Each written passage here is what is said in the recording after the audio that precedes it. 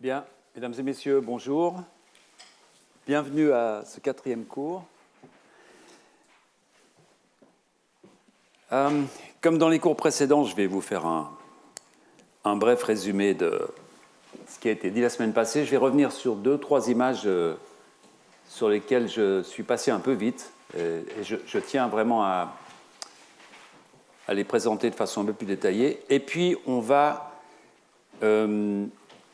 parler de ces fameux mini-cerveaux, ces organoïdes qui ont beaucoup fait parler d'eux, en fait, cette façon de reconstruire un cerveau, on verra ce qu'il en est, hein, dans un tube. Comment le fait-on? Quel type de recherche fondamentale peut-on faire avec? Recherche médicale. Et puis, à la fin du cours, je mentionnerai quelques points qui ont été soulevés sur le côté qui touche à l'éthique, en fait, de faire pousser ces cerveaux en culture, qui sont des points qui, vous le verrez, sont extrêmement intéressants, en fait. Pas des discussions classiques sur l'éthique, etc., mais des points précis qui posent des questions vraiment intéressantes.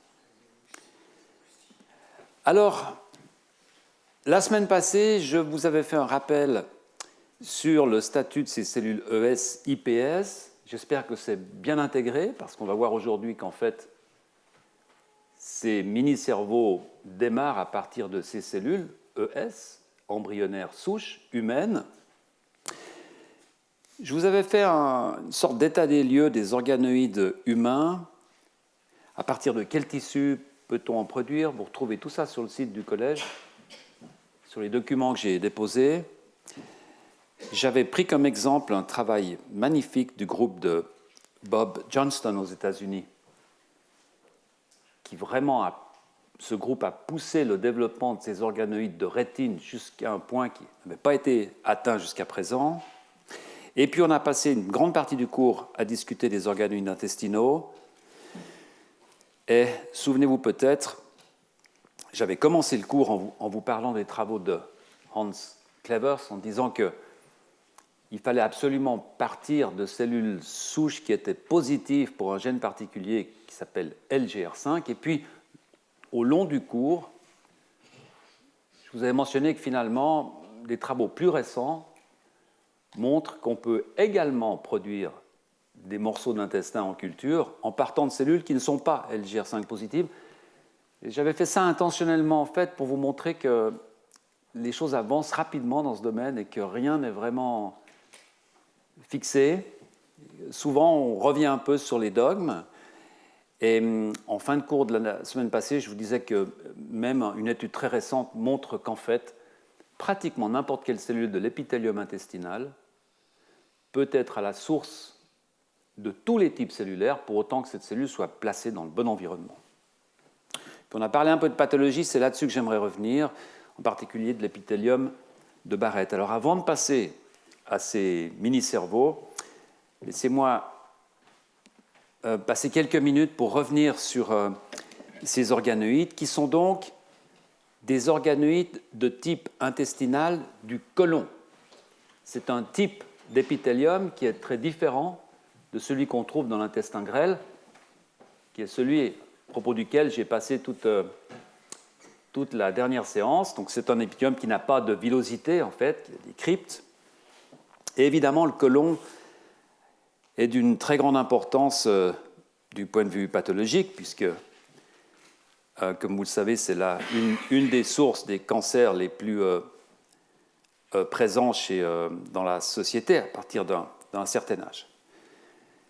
Donc, à partir d'une biopsie, on peut dériver des cryptes. Alors, une biopsie, je vous rappelle que les biopsies peuvent se faire actuellement directement sur une coloscopie. Une colonoscopie, on peut, à l'examen, en voyant quelque chose d'anormal, faire une résection immédiate, avoir une biopsie, et à partir de cette biopsie, on peut mettre certaines cellules en culture.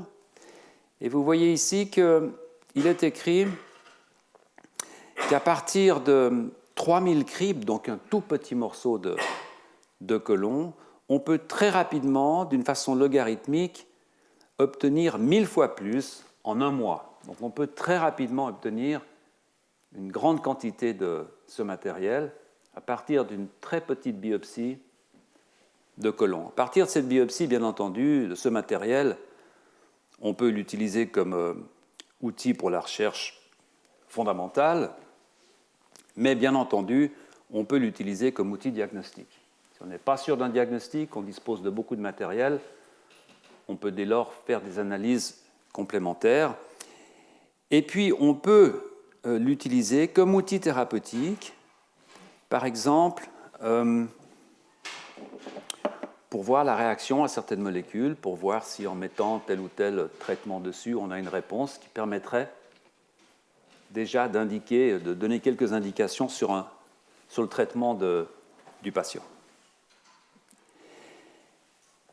Donc, cette publication du groupe de Hans Klevers, qui a réussi à dériver ces cryptes du côlon, dans cette publication il est écrit « Ces conditions permettent également de dériver le cancer du côlon, par exemple des adénomes de souris et des adénocarcinomes humains. Donc il est possible, sur une biopsie de tissu cancéreux, de développer ces organoïdes. Donc on a affaire à des organoïdes pathologiques. C'est important, je pense que c'est la première fois qu'on en parle, c'est-à-dire qu'on peut dériver des organoïdes de tissus normaux, mais on peut aussi dériver ces structures de tissus pathologiques. Et de la même façon, on peut dériver des organoïdes de ce fameux œsophage de Barrett, dont je vous parlais la semaine passée en fin de cours, qui est donc un œsophage, donc la partie qui est au-dessus de l'estomac, qui est parfois colonisée par des bandelettes d'intestin, de tissu intestinal, qui ressemblent en fait à de l'intestin grêle. C'est de l'épithélium avec des villosités qui remontent dans l'œsophage. Et dans cette publication, en utilisant des conditions particulières, alors je ne vais peut-être pas revenir dessus, mais c'est toujours ce mélange, un peu cette cuisine d'inhibiteurs,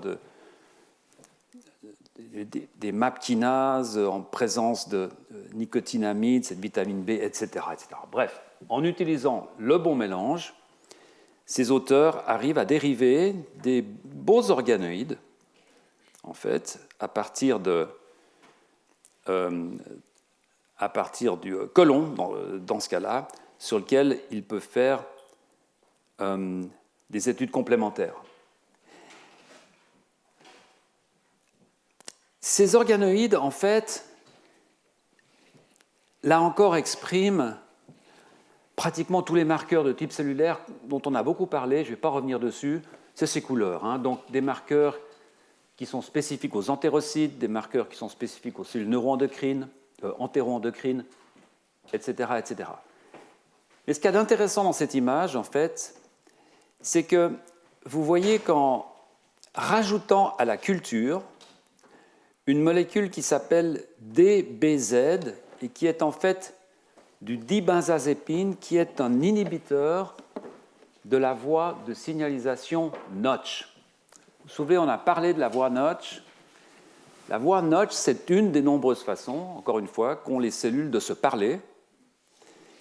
Ce n'est pas en envoyant une molécule, c'est en ayant des molécules complémentaires en quelque sorte à leur surface. Donc il faut que les cellules se touchent et il y a un signal qui passe par un système qui est Notch et ses ligands. Et vous voyez, quand on inhibe le passage de cette information en utilisant cette molécule, pratiquement l'ensemble de ces cellules se mettent à fabriquer de la mucine, autrement dit, elles sont transformées en cellules à gobelet, en goblet cells. Donc ces cellules se différencient. C'est à peu près exactement ce qu'on souhaite faire quand on a affaire avec une tumeur, c'est-à-dire d'essayer de différencier ces cellules pour qu'elles arrêtent de proliférer. Et donc c'est le type d'expérience qui fait espérer que peut-être un jour, ce type d'information pourrait être transféré aux patients après justement examen de ces biopsies, de voir la réponse à ce genre d'inhibiteur, et puis au cas où vraiment il y aurait une réponse intéressante, d'essayer de passer à un essai clinique. Deuxième exemple sur lequel je voulais revenir, c'est donc ce fameux œsophage de Barrett avec ces bandelettes d'épithélium. Ça, c'est une vue du haut, hein, à l'entrée de l'estomac. Et lorsque l'on produit des organoïdes à partir de cet épithélium, on peut, en rajoutant un peu de... Pour ce faire, il faut en fait rajouter un peu de FGF10, une cytokine particulière au mélange. Encore une fois, un mélange particulier avec un peu de facteur de croissance. Et on a de magnifiques organoïdes ici qui commencent à faire des cryptes, etc. Et ce que l'on peut faire, c'est donc sectionner ces organoïdes. C'est ce que vous voyez sur la colonne de gauche. Et vous voyez que ces cellules sont très denses. Elles ont une coloration à un marqueur qui s'appelle Ki67, qui est en fait une protéine qui indique un état de prolifération intense. Ces cellules qui sont marquées avec ce signe Ki67 sont des cellules qui prolifèrent.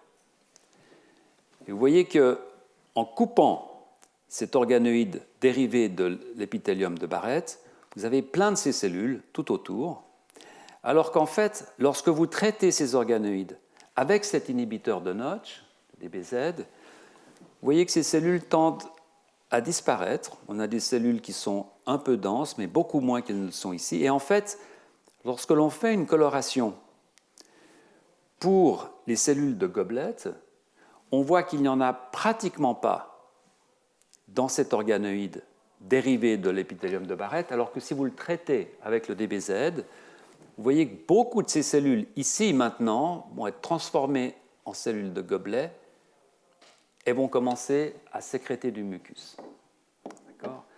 Donc là encore, peut-être une possibilité d'induire une différenciation sur un épithélium qui est tout de même métaplasique, c'est-à-dire qui est un état précancéreux, qui n'est pas vraiment cancéreux, mais dont le risque est grand qu'un jour ou l'autre, cet épithélium se transforme en cancer.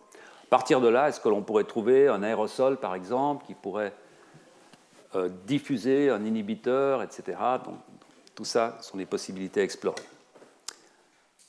Voilà, c'est là-dessus que je voulais revenir, ce qui concerne les organoïdes intestinaux, qu'on va maintenant abandonner pour passer à ces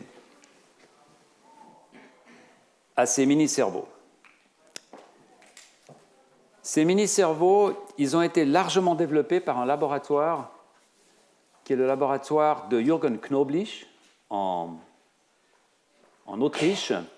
Et ils ont été développés par une chercheuse qui s'appelle Madeleine Lancaster, qui est maintenant un groupe de recherche à Cambridge, en Angleterre.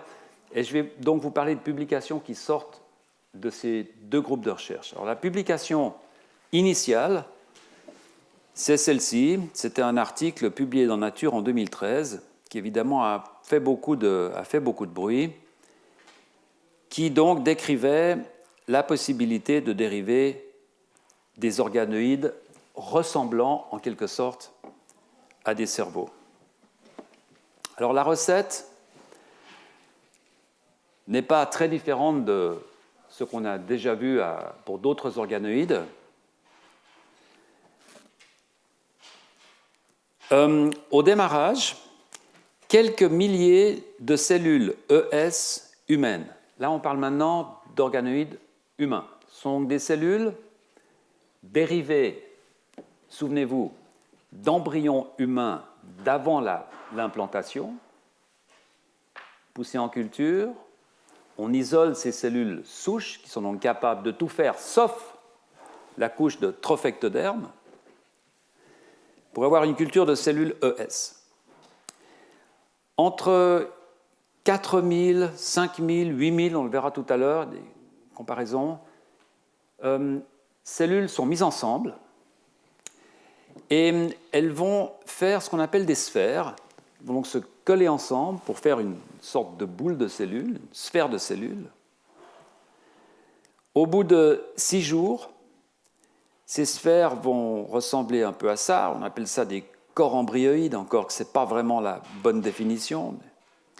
On va les changer de milieu, on va les mettre dans un milieu qui promeut la différenciation neuronale. Et puis au bout de 2 semaines,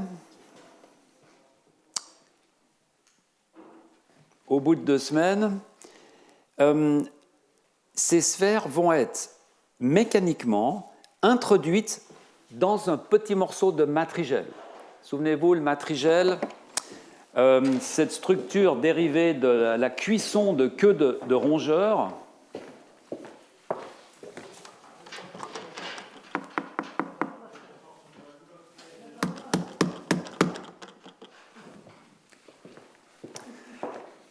Cuisson de queue de rongeur qui produit une sorte de gel qui est très organique et qui contient des tas de molécules intéressantes pour faire pousser. Souvenez-vous de la comparaison matrigel, hydrogel, etc. Donc on introduit ces sphères dans des petites gouttes de matrigel et puis, après un certain temps, l'ensemble est mis dans un bioréacteur. C'est là probablement un des secrets de l'opération. Un bioréacteur, c'est simplement un système de culture qui est en suspension, avec un système de rotation, donc il y a une bonne aération. On peut contrôler la température, on peut contrôler l'atmosphère par une entrée et une sortie. Donc on peut contrôler le pH très précisément, l'acidité du milieu. Et on laisse donc ces organoïdes se développer dans ce bioréacteur. Et vous voyez qu'au bout de 3-4 semaines, commencent à apparaître des structures qui font penser à des structures de cerveau. Alors, j'ai résumé ici les points importants de la méthodologie. Je pense que c'est toujours important de regarder un peu en détail. Vous voyez que dans le papier initial, les auteurs démarraient avec 4500 cellules ES, ce qui évidemment est ridiculement peu lorsque vous pensez que dans une boîte de cette taille, dans une boîte de pétri, on peut avoir facilement 1 million de cellules ES. Donc il y a vraiment peu de limitations à cet égard. Le cocktail habituel, un peu de facteurs de croissance, EGF, des inhibiteurs des kinases, dans ce cas particulier des rho-kinases, un peu d'héparine, qui est en fait un cofacteur qui promeut l'action de FGF. Donc tout ça, c'est encore une fois un peu de cuisine pour essayer de mettre ces cellules dans les meilleures conditions possibles. De l'insuline, curieusement, rajout d'insuline. Alors pourquoi, je n'ai pas exactement compris, mais peut-être savez-vous qu'il y a plusieurs protéines chez nous qui sont ce qu'on appelle des insuline-like protéines, qui ressemblent beaucoup à l'insuline et qui sont des facteurs de croissance absolument essentiels. Donc peut-être utilise-t-il l'insuline pour mimer cet effet. Alors quand vous faites tout ça, ben voilà, vous obtenez cette structure qui est absolument remarquable, qui est la photo qu'on a vue un peu partout. Et vous voyez que cette structure, c'est très énervant. Vous voyez que cette structure contient des couches cellulaires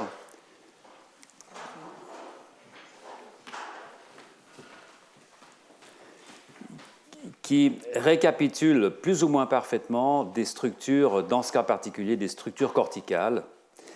On a formation de tissu neuroépithélial avec des cavités qui contiennent du fluide. Je suis vraiment désolé. Je vais essayer de ne pas casser le...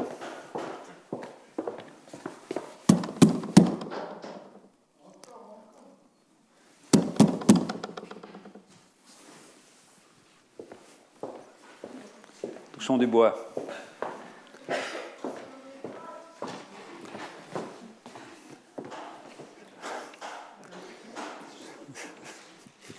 Bien.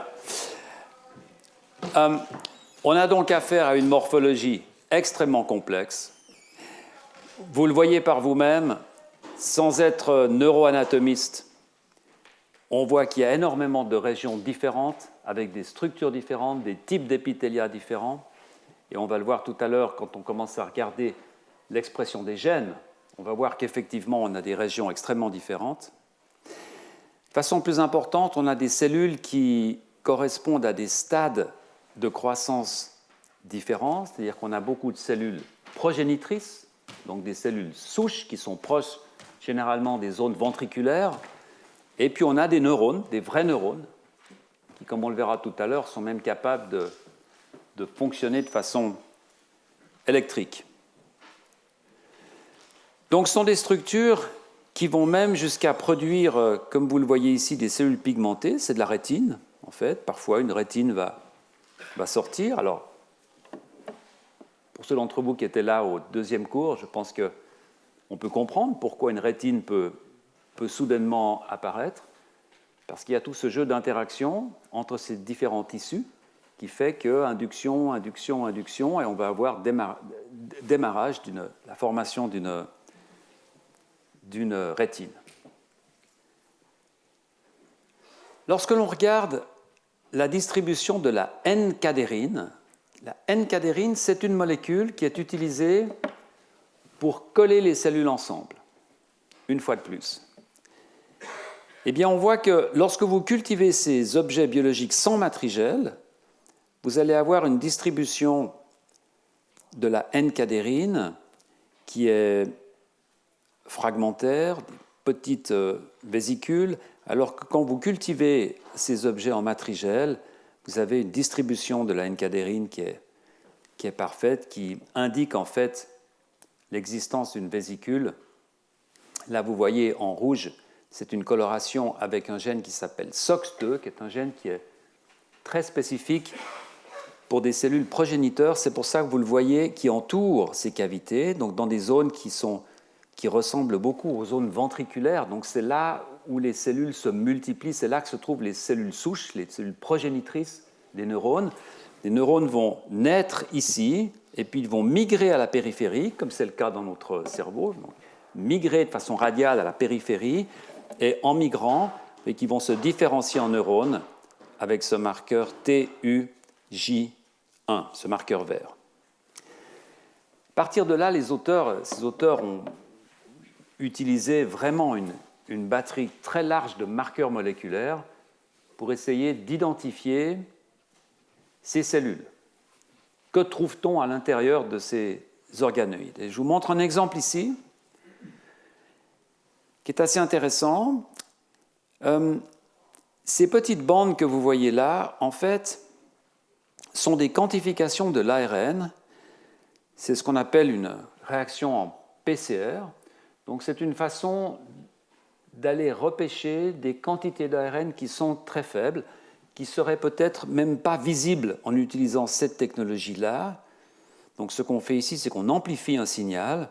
Et vous voyez que si on utilise des marqueurs comme par exemple le gène FOXG1 ou SIX3, qui sont des gènes qui généralement sont exprimés fortement dans le cerveau antérieur, le forebrain.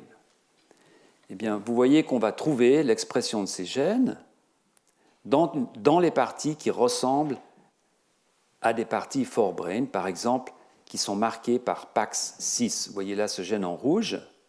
Sur ce morceau d'organoïde, vous voyez que cette partie gauche est marquée en rouge par un gène qui, normalement, indique cerveau antérieur. Et si on utilise un gène qui est typique du cerveau postérieur, du rhombencéphale, donc du haut de la moelle épinière, en fait, des parties du cerveau les plus postérieures, c'est un gène qu'on appelle CROX20. Et vous voyez qu'il va marquer cette partie-là. En fait. Donc on a dans ces organoïdes des parties différentes qui, d'une façon ou d'une autre, récapitulent en fait l'opposition entre un cerveau postérieur et un cerveau antérieur. Donc il semble que ces organoïdes présentent des architectures qui sont distinctes. Alors évidemment, une des critiques que l'on peut faire à ce genre d'études, mais c'est ce dont je vous parle depuis maintenant 4 semaines, c'est qu'on détermine toujours un type cellulaire par l'expression de marqueurs. Donc ça, c'est le présupposé qu'on doit faire. C'est la façon, on va dire, voilà, ce sont des cellules du cerveau antérieur parce qu'on observe l'expression de quelques gènes qui, normalement, sont exprimés dans le cerveau antérieur. c'est un présupposé qu'on doit faire. On n'a pas d'autre façon de le faire, en fait. Ici, vous voyez l'expression d'un gène qui s'appelle FOXG1, c'est donc ce gène-là. Vous voyez cette expression magnifique qui ressemble vraiment à une structure de cerveau antérieur. Alors on va une étape plus loin, et en fait, après avoir déterminé qu'il y avait des grandes régions du cerveau qui étaient représentées dans ces organoïdes, ces auteurs se sont dit, mais est-ce qu'on peut aller un peu plus dans le détail? Est-ce que l'on va trouver des sous-régions, comme on en trouve dans notre cerveau?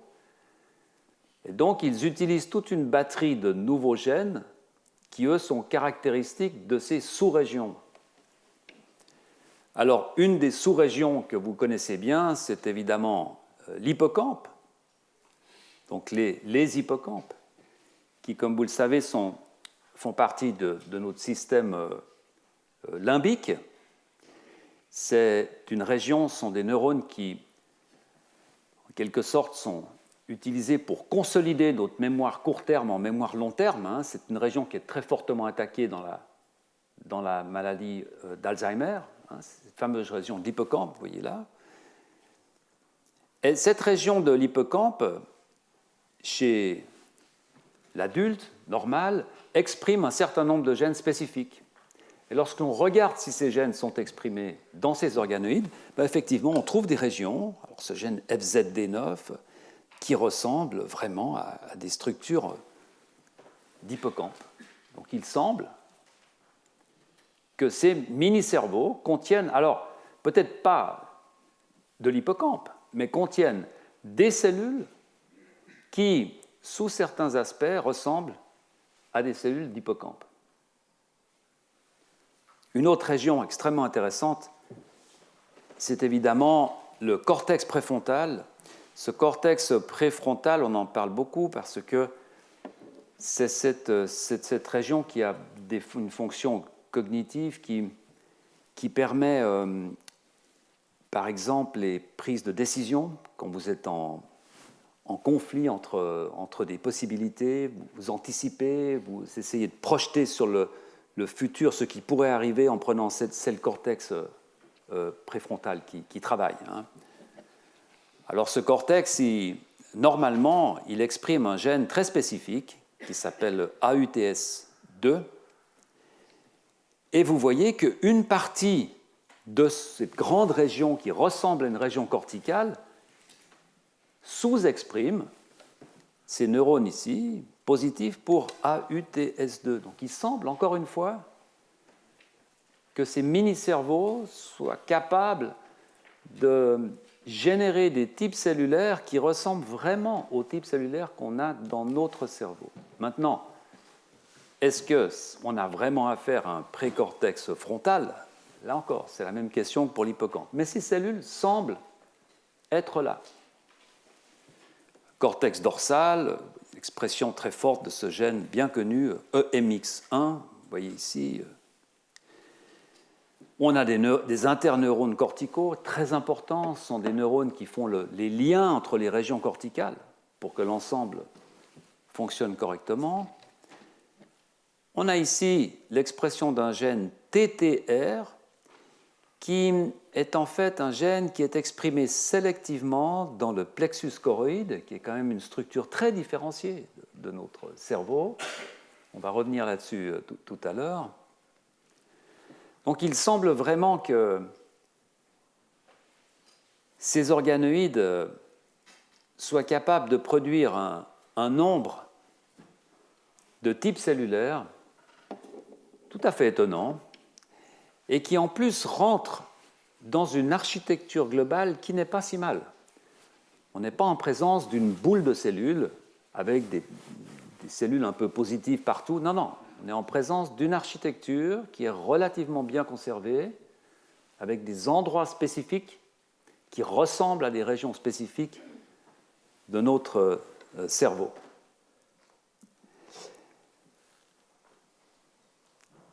Ensuite, ces auteurs regardent la production et la migration des neurones corticaux.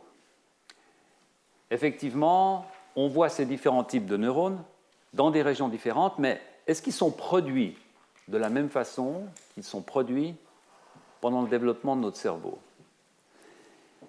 Et vous voyez ici, encore une fois, une vésicule, et puis dans la région ventriculaire ici, cette coloration très rouge qui correspond à ce gène PAX6, qui est un gène dont la fonction, qui est un gène qui est associé à l'état souche de ces cellules progénitrices des neurones, qu'on appelle les cellules RG, pour radial glial cells, okay, c'est les RG cells, qui sont vraiment les cellules souches qui vont donner naissance à tous ces neurones corticaux. Ces neurones corticaux, quand ils se différencient encore une fois, expriment ce marqueur TUJ1, et donc vous voyez qu'on a une distribution dans cette structure qui est une très bonne distribution, avec des neurones positifs des cellules positives pour PAX6 qui vont partir, migrer dans cette région-là, qui vont arrêter d'exprimer PAX6 et qui vont exprimer des marqueurs de neurones différenciés. C'est exactement ce qui se passe dans une production de neurones classiques dans notre cerveau. Donc on a des cellules souches qui sont positives pour PAX6. Ces cellules vont se diviser à la surface apicale de la zone ventriculaire, donc cette zone qui est à la frontière entre ce ventricule et le tissu. Vous les voyez là. Et puis ensuite, on va avoir soit migration de ces neurones dans les couches corticales, soit des cellules progénitrices qui vont s'arrêter dans une couche intermédiaire qu'on appelle la couche sous-ventriculaire, subventricular zone. Donc c'est les deux destins en quelque sorte que peut prendre un neurone qui va partir de la couche ventriculaire, soit il va migrer, atteindre la périphérie, se différencier en neurone ci, en neurone ça, soit s'arrêter dans une région intermédiaire, dans la couche ventriculaire, pour attendre des temps meilleurs, pour ensuite pouvoir se différencier. Vous voyez ici en fait un time-lapse, ce sont donc des images qui sont sorties d'un film. Le temps est indiqué en heures-minutes, donc la dernière image ici est au bout de 7h20 minutes. Et ce que vous voyez là, en fait, vous suivez le trajet d'un neurone qui est sorti de la zone ventriculaire, donc qui est parti d'ici, et puis qui migre dans les zones externes, où il va prendre sa fonction. Et vous voyez que ce neurone, tranquillement, monte. Au bout de 7h20, il en est ici. Je vous montrerai une image tout à l'heure qui est encore plus convaincante. Alors la question, évidemment, c'est ces neurones, est-ce qu'ils peuvent fonctionner? Est-ce qu'ils ont une activité électrique? Est-ce que d'une façon ou d'une autre? Ou bien est-ce qu'ils sont simplement là à essayer de survivre? Et en fait, en utilisant des technologies assez compliquées, on peut faire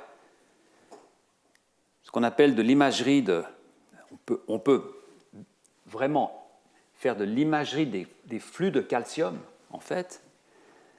Et ce que vous voyez là, c'est les oscillations calciques qui rentrent et qui sortent. Donc c'est en fait des canaux ioniques, puisque vous savez que ces neurones fonctionnent en grande partie grâce à des canaux ioniques. Et donc ce qu'on peut voir, c'est les flux de ces canaux, neurone par neurone.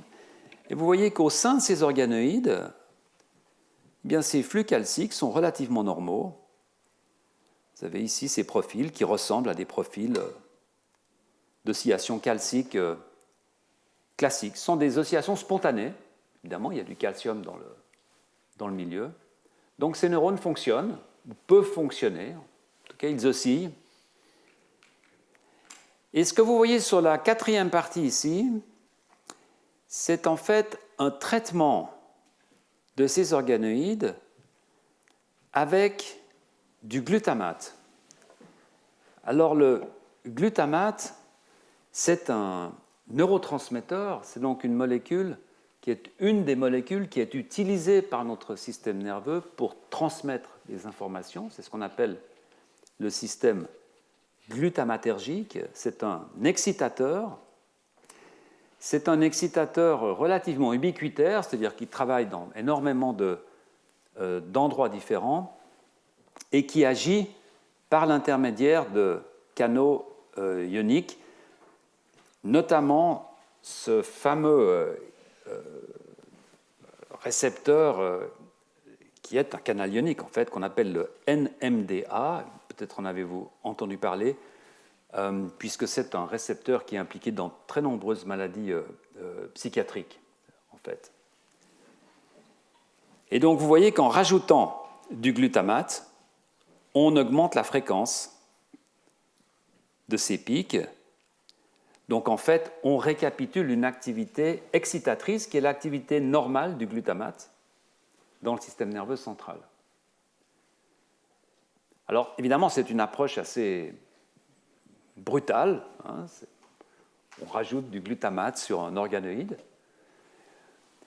Mais je dirais que le résultat qu'on obtient, en tout cas, ne va pas à l'encontre du fait que ces neurones semblent fonctionner de façon relativement normale. Et puis on peut faire l'expérience inverse, qui est d'utiliser un inhibiteur, et dans ce cas particulier, les auteurs utilisent de la tétrodotoxine.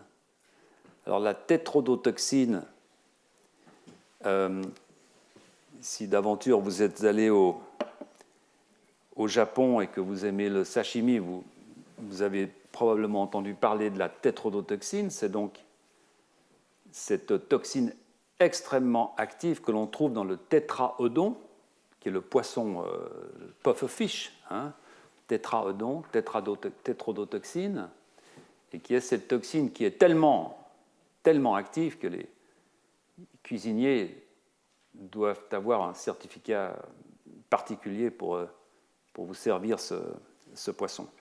C'est une toxine qui simplement bloque les canaux ioniques, généralement les canaux ioniques qui dépendent du sodium.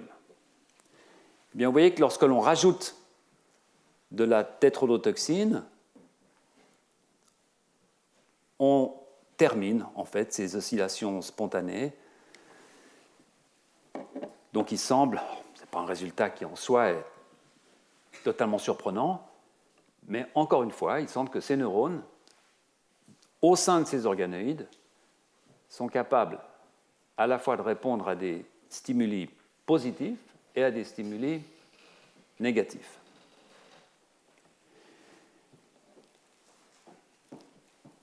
Une fois cette structure, une fois cette architecture déterminée, évidemment, la question que se posent ces auteurs, c'est mais comment est-ce qu'on peut produire cet organoïde? Comment est-ce qu'on peut organiser cette structure? Qu'on ait des cellules qui se différencient à gauche à droite, bien, mais comment peut-on passer dans cette auto-organisation qu'on a beaucoup discuté dans les 2 premiers cours? Comment peut-on produire les régions qui vont organiser ces structures, qui sont quand même extraordinairement complexes?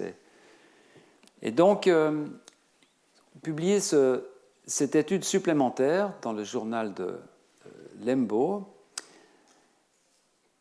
Ils disent, voilà, nous nous intéressons aux régions du cerveau antérieur et démontrons la présence des régions ventrales et dorsales. Alors, ventrale, dorsale, si vous coupez le cerveau, vous faites une section comme ça, vous avez la région dorsale, la région ventrale. Voilà. Alors, nous démontrons la présence dans ces cerveaux, mini-cerveaux, de centres organisateurs qui expriment les facteurs, qui sécrètent, qui expriment des facteurs qui sont sécrétés et dont on sait que dans les cas normaux, ils sont capables d'organiser les structures du cerveau. Donc c'est une étape supplémentaire, c'est-à-dire on connaît relativement bien dans le développement du cerveau des vertébrés quelles sont les régions très importantes pour organiser les sous-régions. Donc la question que se posent ces auteurs, c'est ces régions importantes, est-ce qu'elles existent dans nos organoïdes? Est-ce qu'on peut les voir? Alors ces régions importantes, il y en a ils en regardent deux principalement, qu'on appelle l'ourlet cortical et l'anti-ourlet cortical. Je vais vous montrer un peu ce que c'est dans les prochaines images. Mais vous voyez ici une section, une demi-section, vous avez l'autre demi-section ici, d'un cerveau avec la partie dorsale, la partie ventrale. Et donc, ce qui est illustré ici, c'est que dans ces organoïdes, on a une différence vraiment patente entre cette région dorsale et cette région ventrale. Ces organoïdes sont capables de s'organiser en secteur dorsal et en secteur ventral. Le secteur dorsal, il exprime par exemple ce gène PAX6, cette fois il est en bleu, et puis ces neurones TBR2, alors que la région ventrale exprime d'autres gènes, en particulier ce gène DLX ou NKX2.1 que vous voyez ici en vert, GSX2. Et en fait, l'idée de cette image, c'est que vous voyez que dans les trois images du haut, vous avez positif, positif, négatif. C'est un artefact ici, écrit dans le papier que c'est un artefact. Donc vous avez une région qui exprime très fortement ces deux marqueurs qui sont des marqueurs dorsaux, mais qui n'expriment pas ce marqueur ventral. Inversement, quand vous regardez dans cette partie ici, vous avez beaucoup moins d'expression ou pas du tout d'expression de ces marqueurs dorsaux et une grande expression de ces marqueurs ventraux. Donc ça veut dire simplement que ces organoïdes, quand vous les regardez, vous pouvez les orienter et dire voilà, ça c'est, vous pouvez avec une pipette, vous pouvez les orienter en mettant la partie dorsale en haut et la partie ventrale en bas. Okay. Et la question c'est qui organise ça? Alors, voilà. Et on sait en fait que pour avoir cette organisation dans le cas normal, on a besoin essentiellement de deux petits endroits, encore une fois c'est une demi-section ici, de deux petits endroits que vous voyez là, un qui va s'appeler l'ourlet cortical, le cortical helm. La traduction française n'est pas vraiment fixée. Certains de mes collègues m'ont dit ourlet cortical, c'est le cortical hem. Et ici, le anti-hem, ou l'anti-ourlet cortical. Et en fait, ce sont deux sortes de centres de contrôle qui ont la capacité, les cellules dans ces centres de contrôle ont la capacité d'exprimer des molécules signalisantes, donc qui vont sortir et qui vont donner des informations pour organiser la structure. En fait. D'accord ? Et ce que vous voyez ici, c'est une image tout à fait étonnante qui montre une partie d'un organoïde avec cette structure-là que vous aurez sans doute reconnue, qui est le plexus choroïde. Vous voyez ici, là il est coloré avec ce gène TTR que je vous montrais tout à l'heure, qui est un gène très très spécifique pour le plexus choroïde. Et vous voyez en bleu ici l'expression de ce gène Wnt2A, qui est vraiment le gène important que l'on trouve dans cette région de l'ourlet cortical. Donc, il semble que ces organoïdes soient capables de fabriquer eux-mêmes cette région organisatrice. Donc là, on est dans une chaîne de décision où on a une auto-organisation qui va conduire à la fabrication d'un centre de signalisation qui va conduire à la polarité. C'est vraiment un système autonome, auto-organisé, qui semble fonctionner en tout cas de façon très étonnante. En plus, cet ourlet cortical, en fait, est placé entre ces régions qui sont positives pour PAX6 et le plexus choroïde, qui est en fait exactement la région dans laquelle il doit se trouver, puisqu'on a le plexus choroïde ici au centre, et puis les régions qui ont des neurones à côté qui expriment PAX6. Donc, c'est non seulement la bonne région, mais elle est au bon endroit.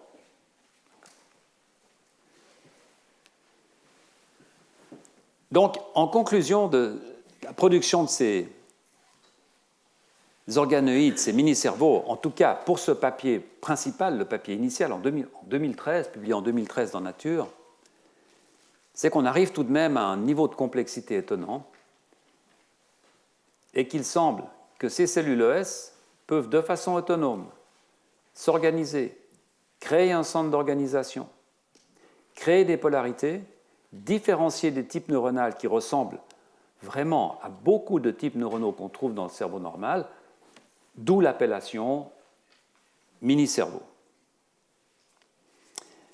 Alors évidemment, il y a un problème qui est un problème fondamental avec ces organoïdes, mais qui n'est pas directement lié à ces organoïdes. C'est un problème qu'on retrouve dans toutes les branches de la science. Je dirais peut-être en particulier en sciences de la vie, qui, comme vous le savez, est une discipline un peu molle. C'est la question de la reproductibilité et la question des nombres, de la statistique. Et en fait, il est intéressant de se poser la question, sur tout ce que je vous ai raconté sur ces organoïdes,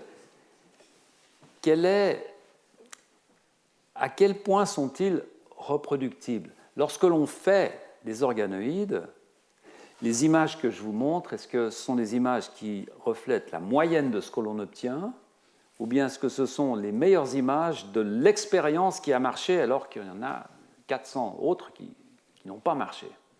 Et c'est une question qui, croyez-moi, en biologie actuellement, est une question totalement fondamentale, c'est-à-dire la question de la statistique et de la façon de présenter les résultats.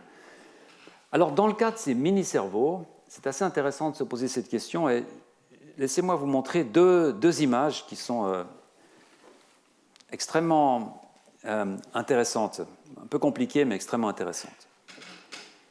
Ce tableau à gauche, là, vous voyez en fait l'axe du bas, l'axe des X, est un nombre d'expériences. Donc, c'est une statistique qui a été faite sur 22 expériences. Dans chacune de ces expériences, un certain nombre d'organoïdes mini-cerveaux ont été produits. Sur l'axe des Y, vous avez une sorte de jugement assez subjectif, en fait, mais un jugement qui est une mesure de la taille du tissu radial se trouvant dans la partie dorsale. Autrement dit, ce qui est fait est la chose suivante. Vous avez un organoïde, vous regardez s'il y a une structure radiale. S'il y a une structure radiale, vous regardez si elle est colorée par des marqueurs dorsaux, donc si vraiment vous pouvez la qualifier de dorsale. Donc c'est une grosse structure dorsale avec un minimum de taille de 400 microns. Pourquoi? Peu importe finalement, c'est un critère qui est fixé par les auteurs simplement pour essayer de standardiser l'analyse. Donc, tout ce qui est au-dessus de 400 microns qui possède une grande partie radiale de type dorsal est comptabilisé en noir. Tout ce qui est au-dessus de 400 microns avec une grande partie radiale qui n'est pas de type dorsal est comptabilisé en gris. Et puis, quand il n'y a aucune structure radiale au-dessus de 400 microns, c'est comptabilisé en blanc. Donc, si vous voulez, ça reflète l'hétérogénéité de ce type de culture. Vous voyez qu'en fait, ici, il y a 6 expériences sur 22, dans lesquelles aucune structure de type formellement dorsal n'est produite. Et vous voyez qu'il n'y a que 4 expériences au cours desquelles 100% des mini-cerveaux produits avaient une grande structure radiale comme celle que je vous ai montrée au-dessus de 400 microns. Donc on a vraiment affaire à des structures qui sont très variables en taille, en contenu. Et vous voyez une autre façon de mesurer ça sur la droite ici, qui est cette fois la comptabilité de la présence ou de l'absence de ces deux centres de signalisation, donc l'ourlet cortical ici, ou l'anti-ourlet cortical ici, dont je ne vous ai pas parlé, peu importe, c'est un autre centre important. Et vous voyez que en rouge, on a, sauf erreur, vous pouvez peut-être voir ça mieux que moi, vous avez dans cette partie-là les cas de figure où vous avez l'anti-hem avec les marqueurs, ici les cas de figure où vous avez le hem et les marqueurs, les cas de figure où vous avez les deux hem, les deux hem ensemble, et les cas de figure où vous n'avez aucun hem ensemble. Donc, soit vous avez les deux ourlets présents, soit vous avez les deux ourlets absents, soit seulement l'un, soit seulement l'autre. Et vous voyez que ce fromage est pratiquement un 4/4 en fait. Donc là encore, on a tous les cas de figure possibles. On ne peut même pas dire qu'on a une surreprésentation d'un cas particulier, finalement. Donc ce sont des structures très hétérogènes. Alors évidemment, ça pose un problème. Un problème qui est finalement de deux sortes. Il y a un problème qui est un problème fondamental d'interprétation des analyses. Et ça, c'est vraiment important à comprendre. Imaginez par exemple que vous souhaitiez faire une expérience pour voir ce qui fait apparaître cet ourlet cortical. Et vous suspectez une molécule X d'en être la cause. Donc vous allez prendre ces organoïdes et vous allez traiter ces organoïdes avec une molécule X.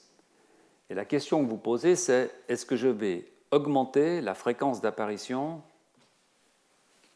de cet ourlet cortical? C'est extrêmement difficile à faire cette expérience si vous partez d'un système qui est très hétérogène.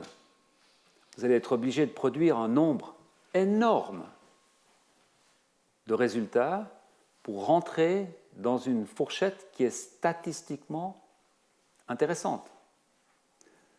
Si vous traitez 3-4 organoïdes avec votre molécule et que vous voyez une différence, vous ne saurez pas si la différence est due à la variabilité interne du système ou bien si vous avez vraiment fait quelque chose au système. C'est un problème qui est fondamental en sciences de la vie. Donc, une nécessité de développer ces organoïdes pour essayer de les standardiser au maximum. Ce problème statistique, il est évidemment flagrant, c'est la deuxième raison, dès qu'on va passer à des essais cliniques, à essayer de voir si telle molécule peut essayer de corriger ça ou ça. Là, on ne peut plus travailler avec des systèmes qui ont une telle hétérogénéité. Ce n'est pas possible. Et donc, il y a un souci majeur dans ce genre de discipline, c'est d'établir ce qu'on appelle des SOP, donc des Standard Operating Procedures, donc des protocoles qui soient suffisamment robustes pour que quand vous commencez votre expérience, bien, soyez sûr que 95% de ce que vous allez produire sera à peu près de la même qualité, de façon à ce que si vous en obtenez que 60%, vous savez que c'est un problème qui n'est pas intrinsèque à votre système. D'accord ? Et ça fait l'objet de ce papier extrêmement intéressant de Madeleine Lancaster, qui a essayé, et qui essaye toujours en fait, de développer des protocoles pour rendre ces mini-cerveaux, pour rendre la production de ces mini-cerveaux plus standardisée. Alors, ce qu'elle fait dans cette publication, c'est en fait une combinaison. Ici, elle dit « Here we combine » de deux approches. Une approche qui est typiquement l'approche biologique, si vous voulez, de la fabrication de ces organoïdes. On prend ces cellules, on les met ensemble, etc. Mais d'essayer de prendre une approche d'ingénieur pour pousser ces organoïdes vers un destin qui est plus fixé, en essayant soit d'y appliquer des forces, soit d'y appliquer des niches particulières. Et ce qu'ils font dans ce cas particulier, c'est ils rajoutent au protocole un point extrêmement intéressant, en fait.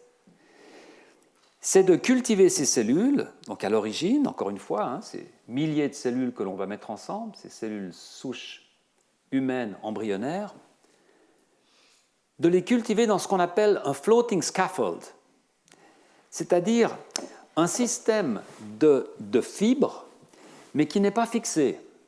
C'est un système de fibres qui flotte. C'est une espèce de tressage, hein, qui va donner une matrice à ces cellules pour mieux s'organiser, mais qui n'est pas fixée. Donc il ne va pas contraindre ces cellules à rester sur un socle. Donc on va avoir une culture liquide, mais qui est un peu solide tout de même, puisqu'elle contient des sortes de filaments. Alors ces filaments, ils en essayent plusieurs. Ils essayent par exemple la spongine, donc c'est des filaments de type collagène qui sont extraits des éponges de mer. Et puis ils se fixent sur un type de filament qui est du polylactide coglycolide, qui est un copolymère. S'il y a un chimiste parmi vous, je serais très heureux de savoir à quoi ça correspond, mais ce sont des filaments. Hein. Et vous voyez que ces cellules sont co-cultivées avec ces filaments et vont donc s'accrocher. Alors, ils estiment qu'il y a à peu près 5 à 10% des cellules, alors elles démarrent avec 18 000 cellules hein, cette fois, qu'il y a 5 à 10% des cellules qui vont s'attacher à ces filaments et qui donc vont former une sorte de noyau de départ hein, sur lequel les autres cellules vont venir s'agréger. Donc, voilà. À part ça, le protocole est relativement similaire à l'autre. Il y a une signalisation avec la molécule Wnt, changement de milieu, insertion, encore une fois, dans une goutte de matrigel, passage en bioréacteur, etc. Mais vous voyez que le résultat est assez différent. Elle obtient par cet effet des organoïdes qui sont relativement allongés et qui semblent avoir une structure qui est quand même plus répétitive que la structure des mini-cerveaux que je vous montrais tout à l'heure. Et avant de vous montrer à quoi ça ressemble, je vais vous dire qu'en fait, d'après cette étude, il semble que ce qui est très très grandement amélioré, c'est la qualité des batchs. Ce n'est pas vraiment la qualité des organoïdes par batch. Ce que je veux dire par là, c'est que dans une expérience normale, vous allez par exemple faire disons, une dizaine de plaques avec 96 wells, ou peut-être ensuite passer sur une centaine de cultures en bioréacteur. En fait, c'est le batch de départ qui est très variable.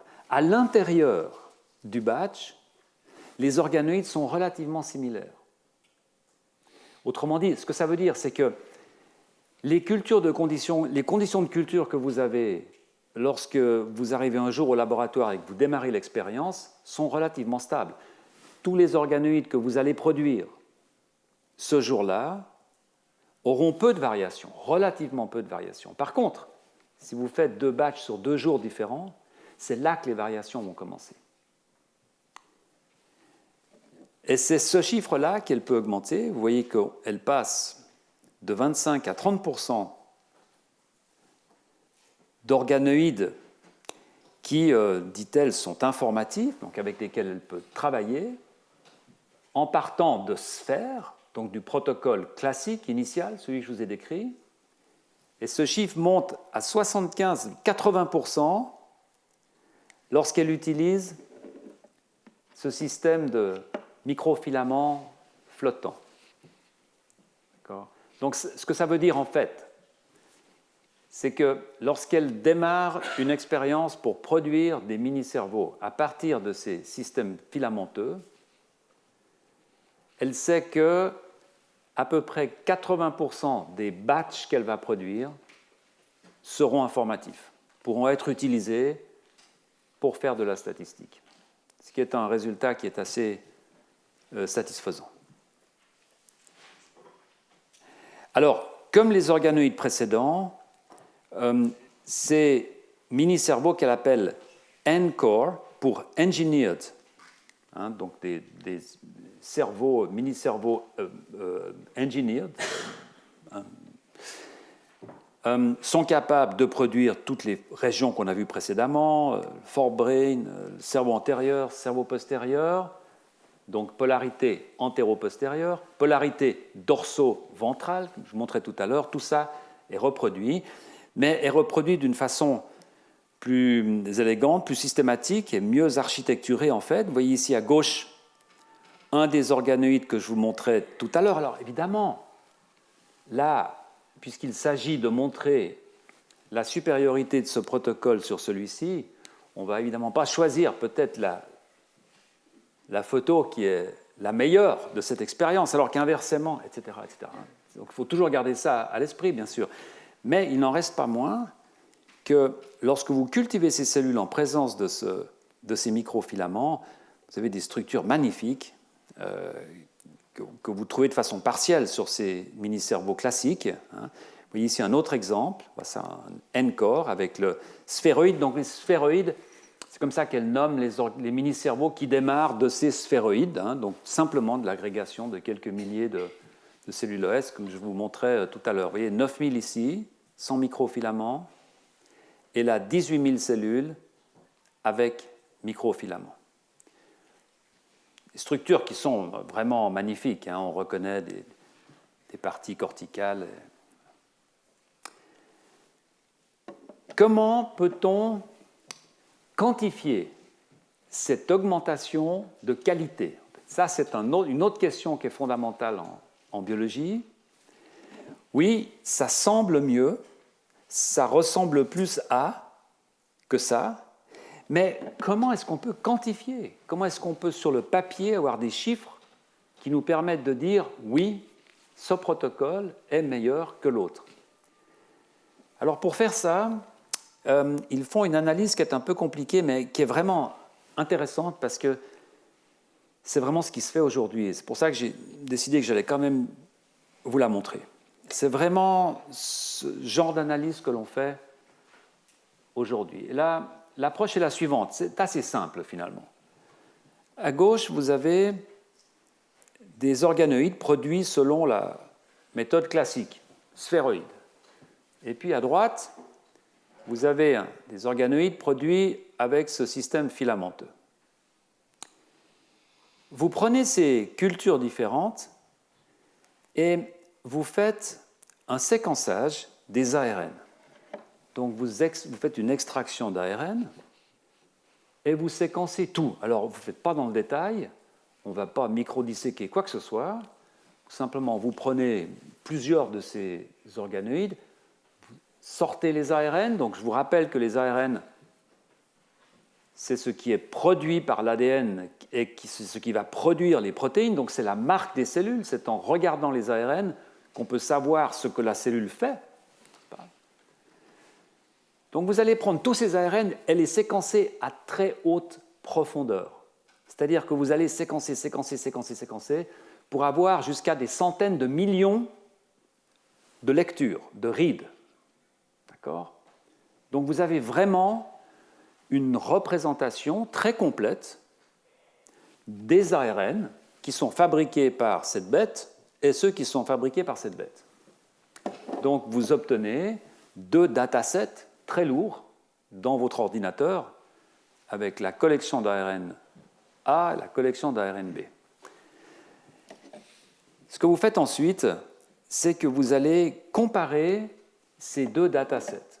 Donc vous allez demander à votre ordinateur la chose suivante. Vous dites, voilà, tu regardes les datasets A et B et tu me dis tous les ARN qui sont présents dans A qui ne sont pas présents dans B.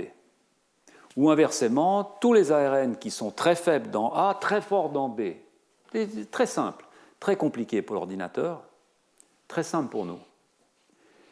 Et puis l'ordinateur va vous sortir une longue liste d'ARN en disant, voilà, c'est 3000 ARN, eh bien, je les trouve là, je ne les trouve pas là. D'accord ? Alors ensuite, il faut faire du sens avec ça. Donc on va poser une question suivante à l'ordinateur. On va lui dire, ces 3000 ARN, il représente quelle famille en gros? En gros. Et c'est ce qu'on appelle une recherche par GoTerms. C'est ce qu'on appelle de l'ontologie génétique. Autrement dit, la machine va regarder chacun des ARN, les classer en familles. Par exemple, sur ces 3000 ARN, peut-être qu'il y en a-t-il 500 qui sont spécifiques de la rétine. Donc, le GoTerm, l'ordinateur va dire rétine. D'accord? Ou bien y en a-t-il 150 qui sont spécifiques de l'épithélium intestinal. Donc, la machine va dire épithélium intestinal. Et donc, la machine va vous donner toute une série de sous-titres qui, en fait, illustrent les différences qu'il y a entre les deux échantillons. C'est assez simple, dans le fond.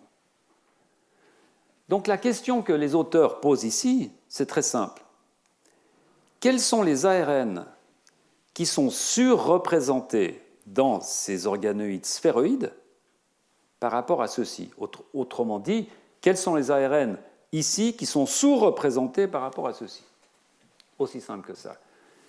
S'il vous plaît, la machine, donnez-moi la liste des GoTerms de façon décroissante, avec le plus fort en haut, etc.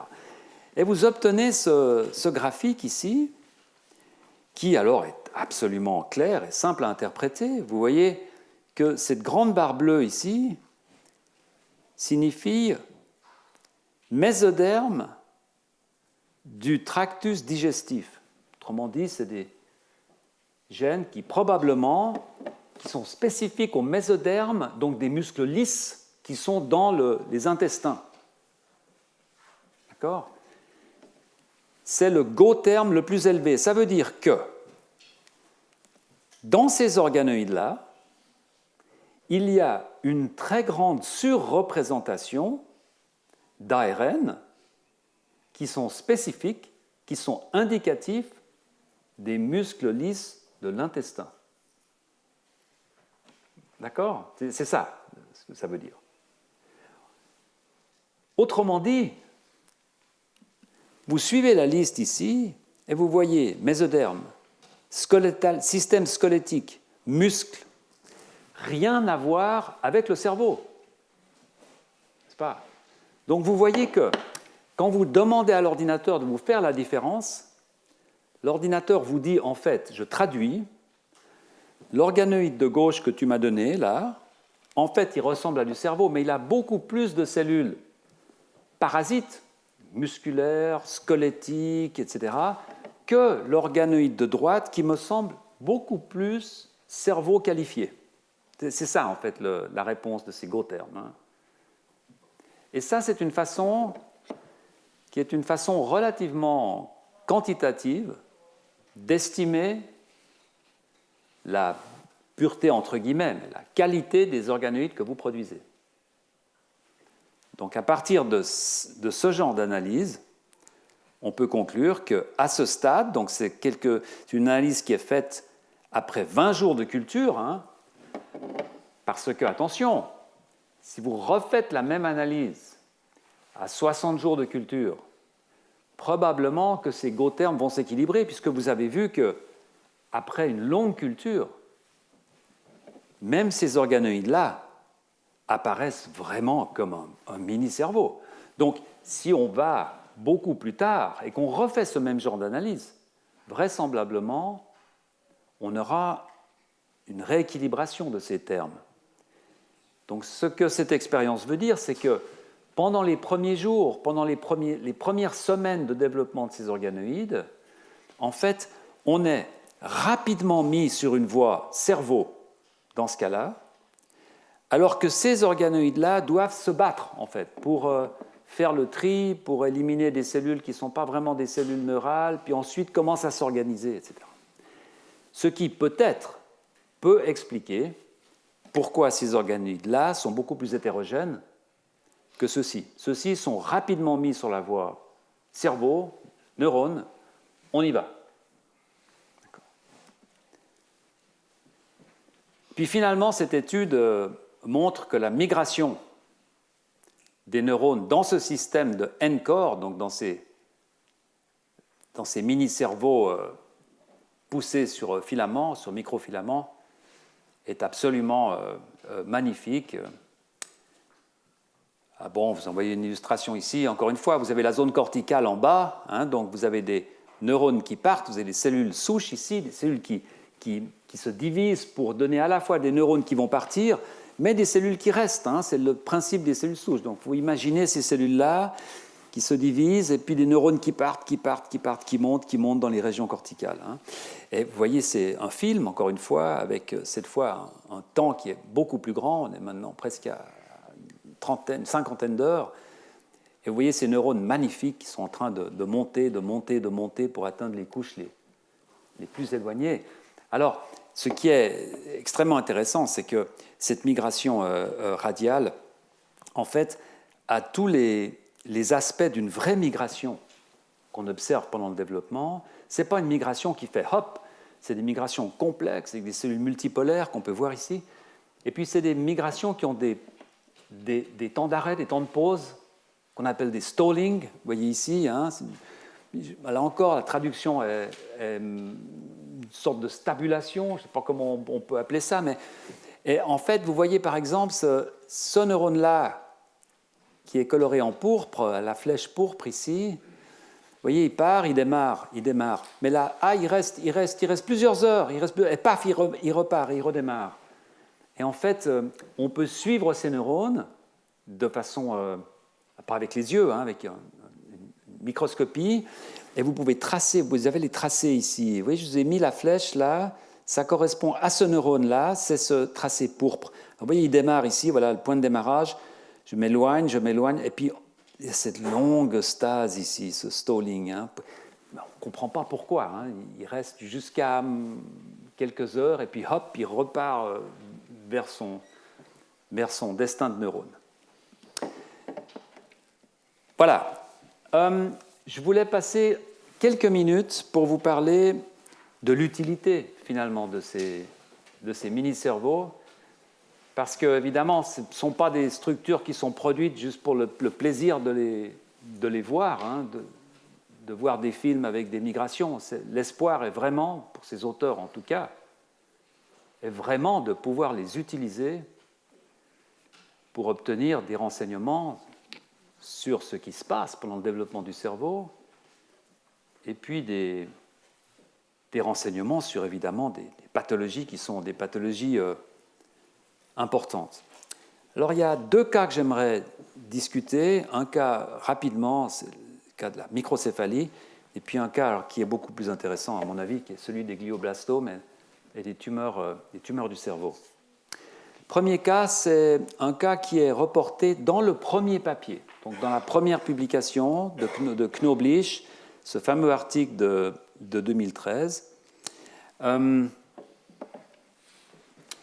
À la fin de l'article, il présente ce qu'on appelle en science, en biologie en particulier, une proof of principle, c'est-à-dire une sorte de preuve de principe, qui est généralement un cas qui n'est pas en soi extrêmement intéressant, mais qui démontre que les choses sont faisables.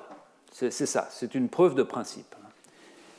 Et pour faire ça, ils utilisent un patient qui est un patient souffrant d'une microcéphalie. Alors, je n'ai pas besoin de vous expliquer ce que c'est, vous le voyez immédiatement ici. Patient qui a un encéphale beaucoup trop petit, en fait, qui s'est mal développé. C'est un patient qui a, en fait, la malchance de porter deux allèles, autrement dit, deux mutations différentes dans le même gène. Une mutation qu'il a héritée de sa maman et une mutation qu'il a héritée de son papa. Et ces mutations ne sont pas les mêmes. Ce n'est pas une mutation qui traîne dans la population et qu'on se repasse de famille en famille. C'est des mutations spontanées. Alors, je ne vais pas rentrer dans les détails, vous voyez ici les deux mutations, mais ce qui est intéressant, c'est que ce sont des mutations qui remplacent une lettre par une autre. Vous voyez ici un G par un T, c'est par un T, peu importe, mais c'est des très petites mutations qui, toutefois, sont des mutations non-sens. Autrement dit, ce sont des mutations qui interrompent la protéine. Il n'y a plus de sens. Donc ces patients, bien qu'ils aient une mutation extrêmement petite et précise, produisent une protéine qui est interrompue, donc qui ne peut plus fonctionner. Cette protéine, c'est une protéine qui s'appelle CDK5-RAP2, nom un peu, pas très poétique, je l'accorde, mais... Et c'est un gène qui donc fabrique une protéine qui est extrêmement importante, puisqu'elle est impliquée dans la fonction, la fabrication du centrosome. Le centrosome, c'est le centre organisateur des microtubules dans la cellule, et c'est la partie de la cellule qui est donc responsable de la formation du fuseau de microtubules qui va être utilisé pour séparer les chromosomes pendant la division cellulaire. Je vous ai mis une petite image ici, j'ai pris sur Wikipédia. C'est une structure totalement extraordinaire. D'abord d'une grande beauté, mais en plus d'une géométrie, d'une organisation qui est pratiquement mathématique, avec un système de roues dans lesquelles les tubules viennent se planter. Et le résultat, c'est qu'on va avoir formation d'un fuseau de microtubules, une sorte de filet, sur lequel les chromosomes qui vont se diviser vont pouvoir être tirés. Vous avez tous vu des images de mitose cellulaire. Les chromosomes vont suivre ces tubules. Donc, l'orientation, la position de ces centrosomes va en fait définir l'axe de division de la cellule. D'accord ? C'est aussi simple que ça. Si les centrosomes sont ici, vous allez avoir une division comme ça, etc. Alors, ce qui se passe chez ce patient, évidemment, on ne le savait pas. On ne pouvait pas aller voir dans le cerveau de patient l'étiologie, l'origine de ce problème. Et donc, ce qui a été fait, eh bien, c'est maintenant alors, la procédure classique que vous connaissez par cœur, biopsie de peau du patient, culture de fibroblastes, reprogrammation de ces fibroblastes avec ce fameux cocktail de Yamanaka, production de cellules iPS, mini-cerveau, analyse. Voilà, ça c'est la chaîne, c'est ce qu'on appelle le pipeline, c'est la chaîne analytique qui va conduire du cerveau malade, pas en partant du cerveau, mais du patient qui porte le cerveau malade, à un organoïde de cerveau qui aurait été produit grâce à ces cellules reprogrammées par le cocktail de Yamanaka. Alors vous voyez que ces cerveaux poussent très bien, ces mini-cerveaux poussent très bien. Première remarque, il semble que la quantité de cellules positives pour SOX2, quand on la compare entre le contrôle ici, le témoin, et les organoïdes produits à partir des cellules iPS dérivées, etc., est très inférieure. Pareil pour ce gène des CX2. Donc, conclusion des auteurs, à 30 jours, les organoïdes mutants semblent avoir moins de progéniteurs SOX2 et de neurones DCX. D'accord ? Donc, il semble que de la même façon qu'on voit le résultat in vivo, quand on fabrique des organoïdes, des mini-cerveaux à partir des cellules de ce patient, les structures produites contiendraient moins de neurones. Alors évidemment, très attention ici, j'ai mis on est sur un cas, donc on retombe sur ce que je vous disais tout à l'heure, sur le côté statistique. Pour avoir une conclusion valide, il faudrait avoir une centaine de cas pour avoir vraiment une valeur moyenne, une valeur P, etc., etc. Mais il semble tout de même que ces organoïdes de cerveau aient moins de cellules. Et ce qui est plus intéressant, à mon avis, c'est ce que vous voyez sur la droite. Ce que vous voyez sur la droite, c'est que le plan de division des cellules souches. Alors là encore, vous avez le ventricule, la zone ventriculaire ici. En vert, vous avez les cellules qui vont se diviser, ces cellules souches qui vont migrer. Vous voyez que le plan de division de ces cellules, qui est un plan qui est parfaitement horizontal dans le cas normal, est biaisé dans le cas du mutant. Autrement dit, vous avez ces cellules qui sont dans la zone ventriculaire, et pour maintenir à la fois leur nombre et pour permettre la migration de neurones, il faut que la division soit totalement horizontale. Et c'est ce qui permet au pool de rester.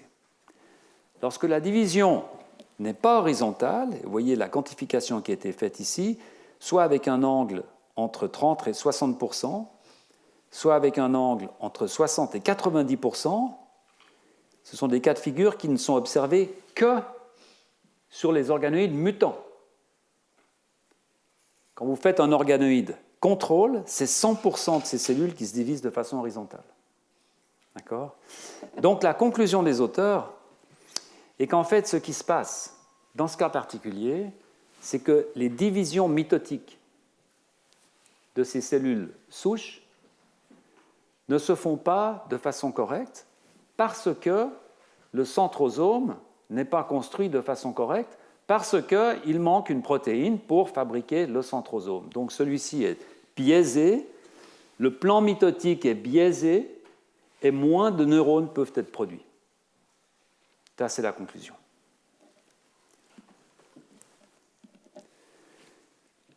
J'aimerais passer maintenant les dernières minutes sur l'utilisation de ces mini-cerveaux pour la question des tumeurs. Alors évidemment, c'est un problème qui est extrêmement important aujourd'hui parce que, comme vous le savez, pour des raisons qu'on comprend assez mal finalement, les tumeurs du cerveau sont très souvent extrêmement agressives avec des pronostics mauvais, en particulier les glioblastomes. Et donc ces auteurs se sont posé la question de savoir si on pouvait éventuellement utiliser ces mini-cerveaux comme outil à la fois pour apprendre de ces tumeurs, pour essayer de comprendre ce qui fait qu'elles sont tellement agressives et de trouver des façons de lutter contre. Alors pour faire ça, ils utilisent une approche qui est une approche un peu brutale et qui est la suivante. Protocole normal, ancien protocole. On fait des sphères, etc., on met ça dans un réacteur. Le protocole que je vous ai décrit au début de ce cours pour produire des mini-cerveaux. Sauf que une différence, c'est que juste avant de rentrer ces sphères dans la goutte de matrigel, on va y introduire toute une série de gènes, de mutations, dont on sait qu'elles peuvent conduire à des états tumoraux. Donc l'idée est la suivante, est-ce que l'on peut rendre ces organoïdes, est-ce que l'on peut produire des mini-cerveaux qui soient des copies, des modèles de tumeurs du cerveau pour essayer de travailler avec? C'est ça. Comment va-t-on faire ça? On va produire des mini-cerveaux qui sont modifiés génétiquement, qui ont les problèmes génétiques que vont avoir les cellules tumorales pour essayer de refaire une tumeur. Le problème, c'est que ces problèmes génétiques, on ne les connaît pas tous et ils sont très variables. Donc ce que ces auteurs décident de faire, c'est d'avoir une approche brutale, massive, de préparer énormément de ces organoïdes et puis d'introduire à l'intérieur des cocktails différents, des combinaisons différentes de mutations, de surexpression de gènes, etc. Alors, je vous passe la technologie, ce n'est pas compliqué. Il s'agit simplement de faire baigner ces sphères ici, avant de les rentrer dans le matrigel, de les faire baigner dans une solution qui contient de l'ADN, par exemple de l'ADN d'un oncogène, donc d'un gène qui va provoquer une tumeur. vous mettez un petit courant électrique, l'ADN va rentrer dans la cellule, ce qu'on appelle une électroporation, et puis avec une fréquence assez élevée, il va être intégré dans la cellule, fonctionner, voilà.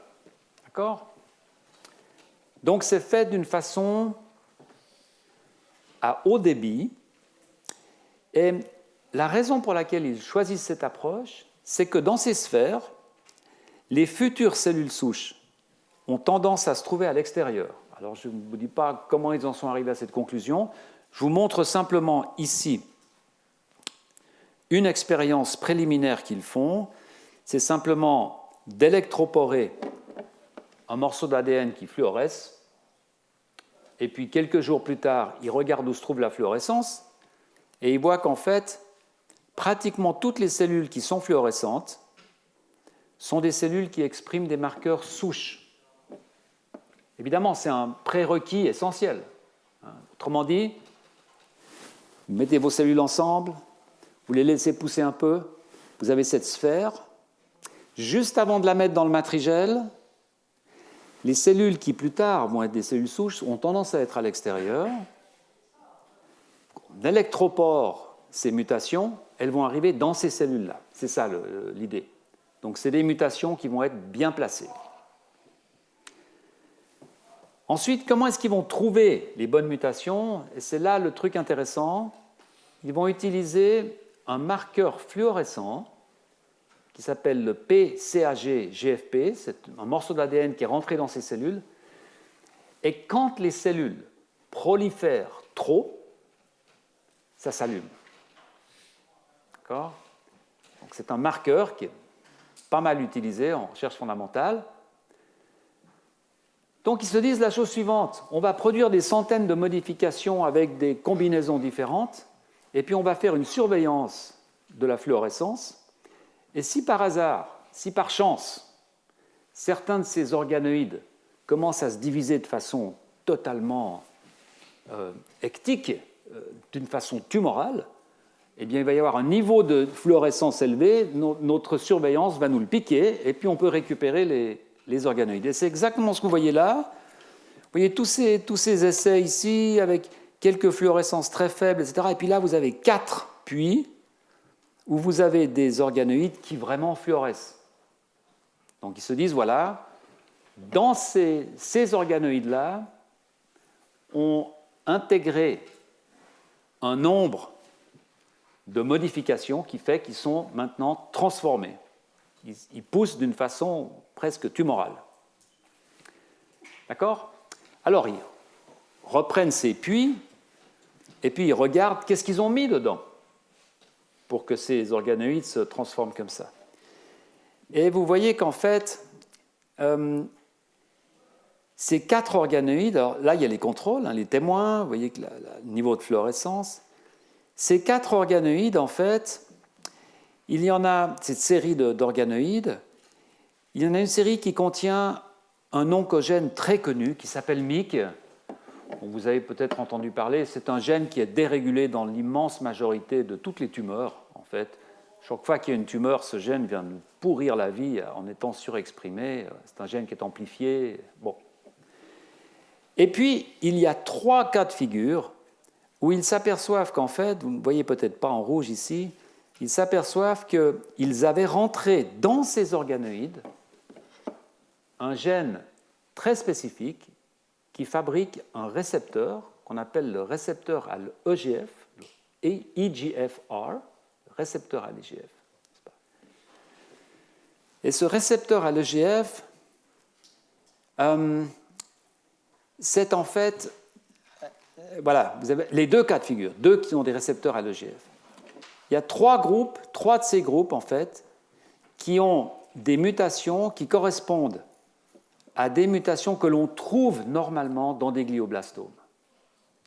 Et dans ces 3 groupes, il y en a 2 qui contiennent le gène qui code pour le récepteur à l'EGF. Alors, un tout petit mot sur ce récepteur EGF. EGF, c'est donc le Epidermal Growth Factor, c'est un facteur de croissance qui fait pousser les cellules, qui a été découvert avec ces récepteurs par Rita Levi-Montalcini et Stanley Cohen, qui ont eu le prix Nobel pour ça en 1986. Et les récepteurs à cet EGF, en fait, font partie d'une famille de 4 membres qu'on appelle ERB B. Il y a ERB B1, B2, B3, B4. Ce sont des récepteurs que vous, vraisemblablement, que vous connaissez ou que je vous souhaite de ne pas connaître, en fait, puisque tous ces récepteurs sont d'une façon ou d'une autre liés à des tumeurs particulières. Et celui qu'on connaît le mieux, ou dont on entend le plus parler, c'est bien entendu HERB2, donc HER2, qui est impliqué dans un très grand nombre de tumeurs du sein. Et en fait, c'est contre ce récepteur particulier qu'a été développé cet anticorps qu'on appelle l'herceptine, qui a vraiment un progrès extraordinaire dans le traitement de ces tumeurs. C'est pour simplement empêcher ce récepteur de fonctionner, qui fonctionne alors qu'il ne devrait pas fonctionner.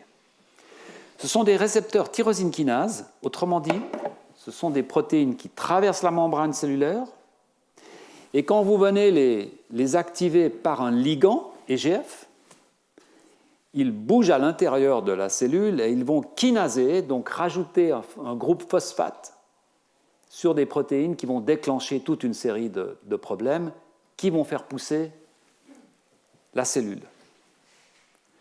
Alors, des mutations dans les récepteurs EGF, on en voit dans pratiquement 30% des cas de tumeurs épithéliales. Je vous ai indiqué ici, c'est très typique des adénocarcinomes des poumons, ce qu'on appelle les head and neck tumors, donc les tumeurs de la face et de la gorge, du cou, et puis bien entendu des glioblastomes. Et donc la dernière chose que j'aimerais vous montrer aujourd'hui, c'est l'expérience suivante, qui est de voir si ces organoïdes qui semblent avoir été transformés, qui semblent maintenant avoir une croissance tumorale qui ressemble à ce qu'on voit dans des glioblastomes, est-ce qu'ils vont répondre à des molécules qui sont actuellement en essai clinique pour traiter des glioblastomes. J'en ai mis une ici qui est l'afatinib, qui est un inhibiteur de HERB-B1, donc du récepteur de EGF, du premier récepteur de EGF, qui actuellement est en essai clinique. Alors vous voyez ici les 4 groupes que je vous ai montrés tout à l'heure. Ces mini-brains, ces organoïdes sont traités avec de l'afatinib, 40 jours, et on regarde ce qui se passe. Et vous voyez que dans les 2 cas, dans le groupe 1 et le groupe 3, qui sont les 2 cas où on trouve effectivement une mutation dans le récepteur EGF, dans ces 2 cas-là, on élimine la fluorescence. Autrement dit, dans ces 2 cas, on arrive avec cette molécule à stopper la prolifération. Alors que dans les 2 autres cas, le cas de MYC ou le cas celui-ci où on n'a pas affaire à un état tumoral qui est dû au récepteur AEGF, on voit que cette molécule n'a aucun effet, ce qui est totalement attendu d'ailleurs, puisque ce n'est pas dû au récepteur EGF. Donc la conclusion de ces auteurs, c'est que, en fait, on peut probablement commencer à penser utiliser ces types d'organoïdes, de mini-brains, pour voir peut-être qu'est-ce qui se passe quand on traite ces cellules avec ces molécules. Quels sont peut-être les effets secondaires? Quelles sont les autres voies que l'on va affecter? Qui sont des systèmes qui sont des systèmes meilleurs que des systèmes cellulaires. Rappelez-vous ce que je vous disais au premier cours. On souffre depuis plusieurs dizaines d'années de ne pas avoir de système cellulaire pour faire ce genre d'expérience, parce que les cellules cultivées en monolayer ne répondent pas à ce genre de choses. Donc, on a ici un espoir, peut-être, de pouvoir analyser un peu mieux, de pouvoir faire des criblages, de voir quelles sont d'autres molécules meilleures, plus précises, moins agressives, etc., etc. Je termine ce cours, avant ma diapositive sur l'éthique, je termine ce cours avec ce schéma que j'ai trouvé très intéressant, qui a été publié par Madeleine Lancaster et Denis Jabaudon, qui travaillent à Genève, qui dit oui, effectivement, ces organoïdes cérébraux sont des mini-cerveaux, mais ce ne sont pas des mini-cerveaux. Et le fait que ce ne soit pas des mini-cerveaux n'est pas un problème, en fait. Ça peut être même un avantage. Ça peut peut-être faire découvrir d'autres paysages. Hein, c'est ce qui est illustré ici. On peut comparer maintenant un organe sain avec un organoïde sain. C'est ce qu'on a fait la semaine passée. Un organe malade avec un organoïde malade. Je vous en ai montré aujourd'hui. Un organe malade avec un organoïde sain. Il y a des tas de paysages là-dedans qui sont des paysages nouveaux et qui vont peut-être permettre de faire avancer la connaissance. Alors évidemment,